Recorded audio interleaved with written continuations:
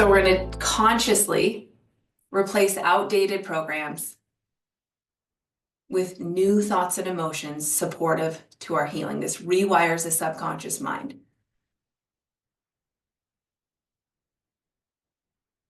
Instead of trying to fix the old, yes, there's a time and a place for that, but instead of trying to fix the old, we're going to focus on becoming the person we really want to be. We're going to focus on the positive changes we want to make rather than focusing on what's happened to us in the past, the things that we don't want. It's really important to understand that you don't have to be in an elevated state all the time to heal. That's not the point. This isn't just positivity all the time, right? We know that suppressing emotions contributes to disease. We know it's important to process our emotions. We just covered that here. Elevating your state starts with being completely honest about how you're really feeling right now. Process, get it out, acknowledge it. We're not going to cover it up. We're not going to resist it. Trying to be positive, that makes us unwell. We know that. When we do this and we authentically tell the truth about how we're feeling, this naturally elevates our state of being. So it takes us from this, maybe there's fear, maybe there's anger, we get to process it and release it and naturally remove into more of an elevated state of being. Where so many people go wrong is they just try to push it down and just be grateful and be happy. We know that suppression causes disease, so we don't want to do that. It is not about being positive all the time. I want to make that very clear. The healing happens when we acknowledge and process the hard stuff and then shift our focus to creating what we truly want in our life. It's both telling the truth and then getting really clear on who you want to be rather than focusing on everything that's wrong. Okay? Since we learned how to process our emotions, I've heard from a couple of you that as you're starting to become more aware of how you're feeling and you're starting to recognize patterns, you're starting to realize that there's lots of recurring themes. So there's anger, fear, you're just feeling like I'm always processing this emotion. And then even after processing the emotion, you're not feeling better. It just feels like you're just stuck spinning in circles. This is when we need to interrupt those patterns, interrupt that old outdated program and consciously choose a new state, a new perspective. So you'll notice as you're processing emotions, you're starting to become more aware of your emotional landscape. Okay, there's stuff that's just coming up, and no matter how much I write about it and how much I express it, I'm continuing to feel this same stuff. And it's coming up, and even though I'm processing it, I don't feel better. This is when we need to interrupt that old, outdated program, those emotions that we have become addicted to, interrupt and create something new. Because the truth is our bodies are always responding to the state we're in, right? Our state of being, our thoughts and emotions. So how can we spend more time in a state that's actually conducive to our healing? How can we experience more elevated emotions so that we can flood our body with a healing chemical cocktail? Because that's exactly what it does. We do this by processing what's hard, feeling those emotions, acknowledging them, releasing them without staying stuck for long. Once you process those emotions, you want to shift your focus to what you want and how you want to feel. If we just dwell on everything that is wrong, I feel fear again, I'm really angry because we're not feeling the release, we're just creating more of the same, it's going to be really hard to heal. The key is to focus on who you want to become and get really clear on who you want to be rather than dwelling on the past, the emotional pain and challenges. And this shift over time is what helps us move into a more elevated, empowered state. And over time, it rewires the subconscious mind. If we don't choose to consciously shift our state and we wake up every single morning, we're focusing on everything that's wrong with our life, wrong with our bodies, wrong with our health, we will reinforce the patterns that are keeping us stuck, creating more suffering and more of the same. But if we wake up and intentionally practice elevating our emotions, we get to rewrite the subconscious programming that is holding us back. And this is what opens the door to all of our healing. Okay, to be able to do this successfully, we have to learn how to become greater than our circumstances. And this is not easy, my friends. I will never tell you it's easy. I don't really think it's easy that we want, though. I think we all want to heal and grow. It isn't easy that we want.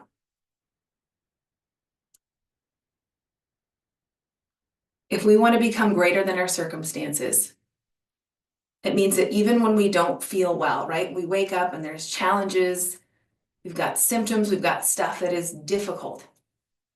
We have to practice choosing a new way of being, right? Because we know that our state of being, our thoughts and emotions, has a massive influence on our health and our body.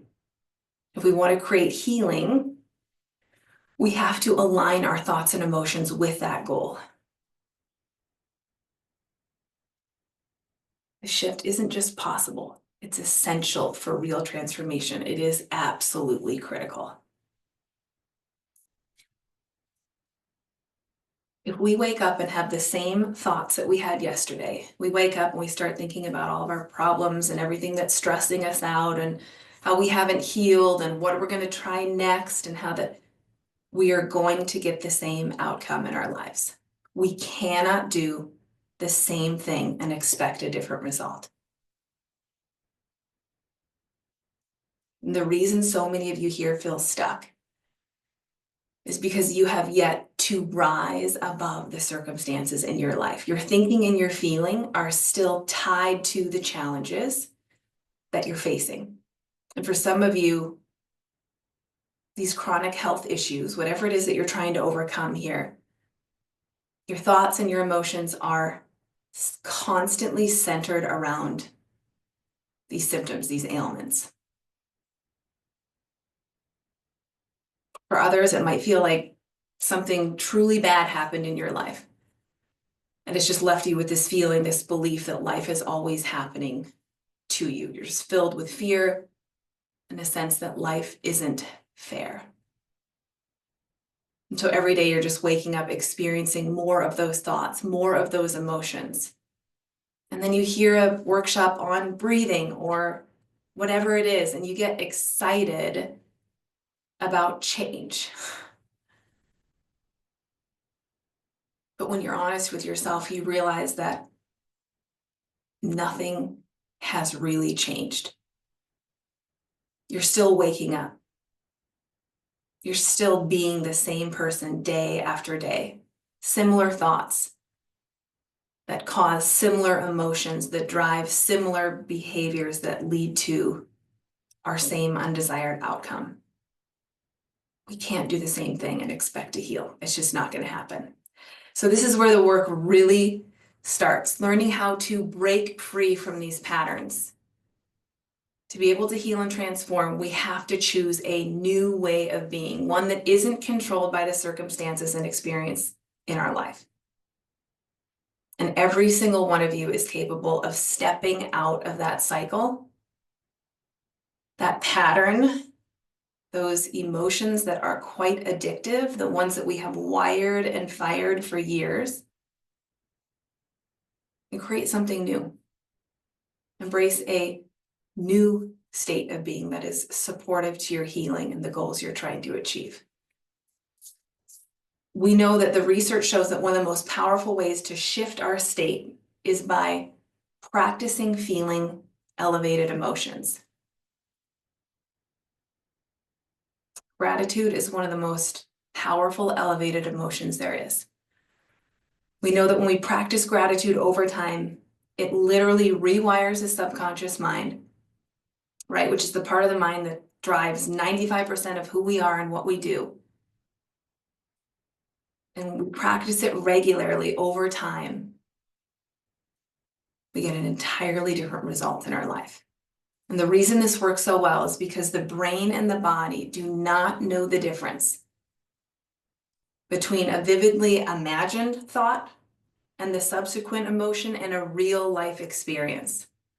Let me say that again. Your brain and body don't know the difference between something you're just thinking about and something that actually happened. Now, this works against us, but we can also use it to work for us.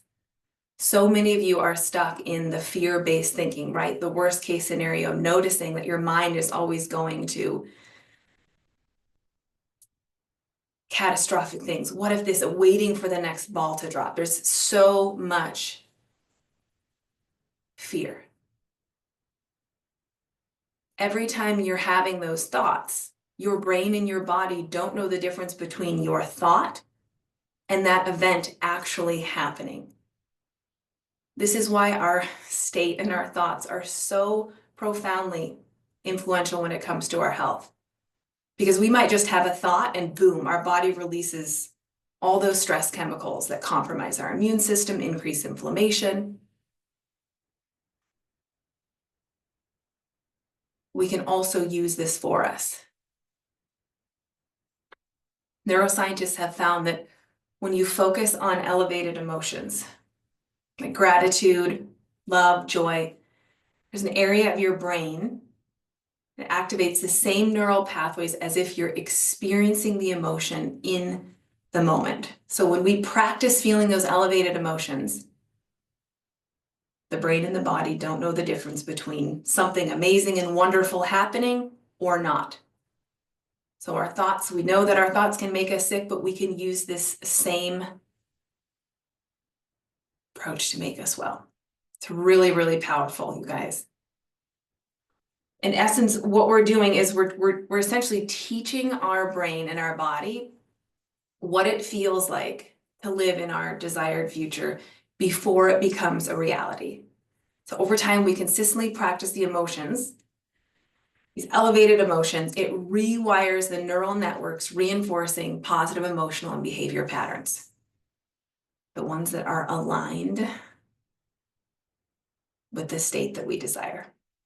Research shows that when we practice these positive thoughts and emotions, we literally recondition our body, rewire the subconscious mind, and release a healing chemical cocktail. There's research that shows that our body is releasing a chemical cocktail of healing, all different kinds of, whether it's a immune, it'd be a T cell. There's so much research showing that this chemical cocktail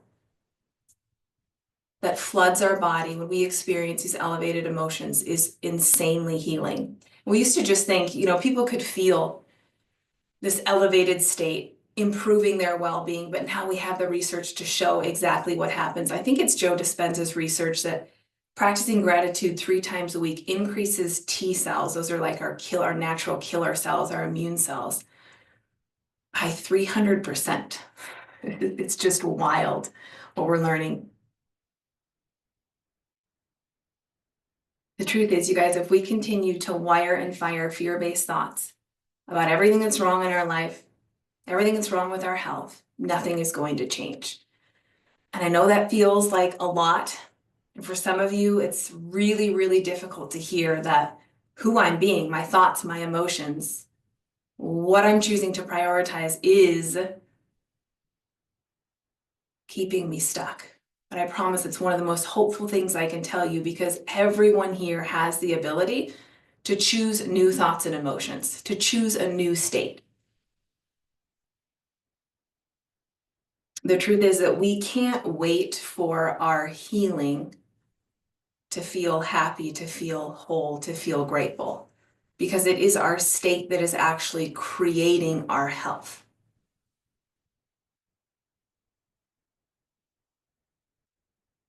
Hope that landed, because it is so important. We can't wait for our healing and everything to align in our life to feel whole, to feel grateful, to feel happy, because it's our state that is creating our health, those things in our life. We have to learn how to feel whole and grateful now.